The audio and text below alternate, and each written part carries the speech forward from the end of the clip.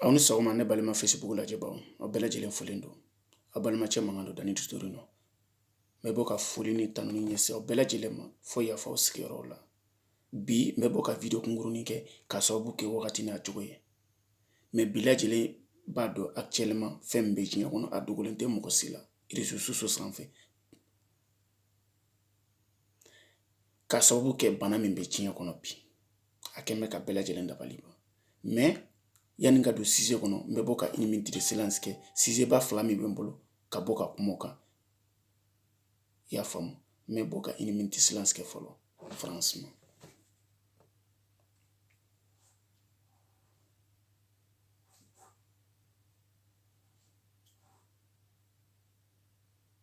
ok o tun ye une minute de silence ye an balima minnu balimaw bɛ yɔrɔ o yɔrɔ an balima minnu taɲana ala ka hinɛ u la ala ka hinɛ u la ala ka yafa k'u ma an min bɛ u kɔfɛ yan ala ka se ka an kisi bana nin ma k'an tanga bana yɛrɛ a bɛ mɔgɔ minnu na ala ka se k'u kisi k'u tanga ala ka se k'u k'a ka alaya kama o ye sujet fɔlɔ ye sujet filanan o ye ayiwa an fa an mɔkɛ dɔw kɔrɔ dɔn Sumayila Sise a kibaruya tununnen don jusqu'à bi an ma se ka nouvelle joncɛ sɔrɔ a da an b'a dɔn ni nouvelle sɔrɔla an grand frère ba Rasbati Sedɛri Gidi a bɛ bɔ k'a di mɔgɔw ma taa ka kana ten actualité bɛ yɔrɔ min a bɛ bɔ k'a ɲɛfɔ mɔgɔw ɲɛna mais franchement an bɛ don min na fo bi an ma se ka nouvelle sɔrɔ a kan a ma se k'a ka nouvelle sɔrɔ a yɛrɛ bolo franchement a ko kɛn bɛ k'an dusukun tɔɔrɔ a ka garde corps min tora Artaki na ala ka hinɛ a la ala ka lahara kusa an ma ni yaye min yɛrɛ blessera Artaki na ala ka se k'u kisi bana ni tɔɔrɔ ma ala ka se k'u kisi Sumayila yɛrɛ a n'a a jɛɲɔgɔn minnu minɛlen don ala k'u kisi ka bɔ jɛɲɔgɔn jugu ninnu bolo ala k'u kisi k'u tanga o kɔni an bɛ bɔ k'o une minute de silence kɛ après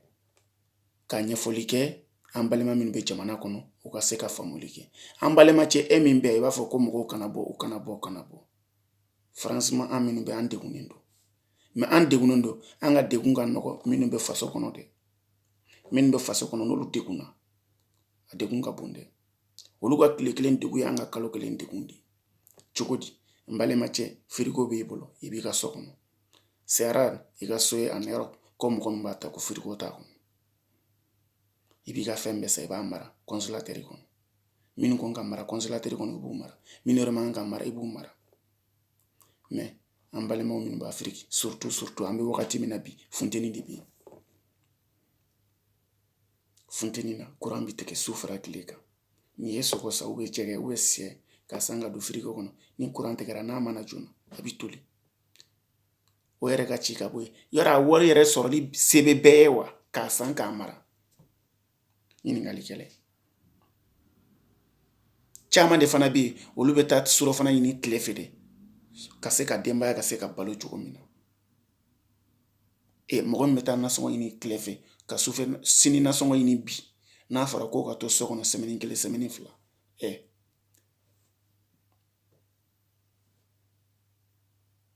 a préféré don coronavirus ka faga ko sa ko kɔngɔ ye denbaya faga so kɔnɔ jɔn de bɛ taa dumuni d'a ma peut-être an balimacɛ e min bɛ yan peut-être possibilité tun b'e bolo bana nin daminɛ i ye wari bila ka taa di somɔgɔw ma mais i bɛ dɔw yɛrɛ ye a balima yɛrɛ tɛ kɔfɛ somɔgɔ yɛrɛ tɛ kɔfɛ kabila yɛrɛ tɛ kɔfɛ o bɛ balo cogo di toujours an bɛ dugawu kɛ ala ka se ka bana nin tanga k'a kisi diɲɛ ma ka bana nin ka se ka fura sɔrɔ a la diɲɛ kɔnɔ vraiment o kɔni n'ala sera k'o kɛ a ka alaya kama o bɛ diya n ye an bɔra ka Pape Francisco ye kunun a bɔra ka seli Pape Francisco a bɔra ka prière kɛ kunun ka se ka bana nin ka se ka nɔgɔya cogo min na solution bɛ se ka sɔrɔ cogo min na Pape Francisco a bɔra k'a ka ŋaniya yira o tɛmɛnen kɔfɛ mardi prochain Italiens u bɛ bɔ k'u ka verdict k'a présenter ka sababu kɛ ayiwa mɔgɔ minnu ni tora pasi bɛ se ka na cogo min na fɛn nin bɛ se ka ban cogo min ala ka se k'o kɛ ka ala ye kama i y'a faamu ma bɔ kuma na ye k'a sababu kɛ kuma tagabolo ye tu vois mais Mali ta o situation o ka nɔgɔ Afrique ta situation a ka nɔgɔ parce que a ma juguya an fɛ kosɛbɛ mais an ka lajɛ gouvernement bɛ k'a ta position min kan gouvernement a kana a réagir o bolo kan u ka se ka mɔgɔw sensibiliser cogo min na mɔgɔw bɛ se ka faamuli kɛ u kana bɔgɔliw ni fɛnw don a la o ye fɛn dɔ y'a cɛ ka jugu i y'a faamu ne kɔni bɛ min fɔ gouvernement africain ye u ka se ka jateminɛ kɛ Europe ni Afrique tɛ kelen ye bana a juguman bɛ Europe a juguman bɛ Asie tɛrɛ Siniwa jamanaw kan mais Siniwaw ta nɔgɔyara dɔɔni jamana min ye bana ni touché jamana min ye bana min contaminé ka tɛmɛ jamana bɛɛ kan c'est le Sine après Sine en Amérique mais le plus touché c'est l'Italie an bɛ don min na bi kunu Italie journaliw bɔra n'a ye kunu 20h je crois que 20h 20h entre 20h 23h mɔgɔ min sara Italie kɔnɔ kunu mɔgɔ 900 ani mɔgɔ 68 balimaw tɛ mɔgɔ denni ye dɛ o bɛ da yɔrɔ Europe kɔnɔ yan ni Afrique don terrebaw b'anw fɛ mais hali ni terrebaw b'anw fɛ mɔgɔ 900 ani kɔ o ni bɔyɔrɔ don kelen e ne balimaw o ka ca dɛ o de kama n bɛ ka kuma n bɛ yɔrɔ min na n dusukun kɔntannen tɛ a kamikaminen don mais a ti ɲa fɔ n ka se ka bɔ ka kuma ka se ka n ka nisɔngoya jira n b'a ɲini bɛɛ lajɛlen fɛ a ka video ni partager Aras bɔra k'a fɔ a ka odonna journal la a ka odonna grande soirée la c'était à la fin troisième partie jɛnɛ bɔra ka segi kuma nin kan jɛnɛ sogodogo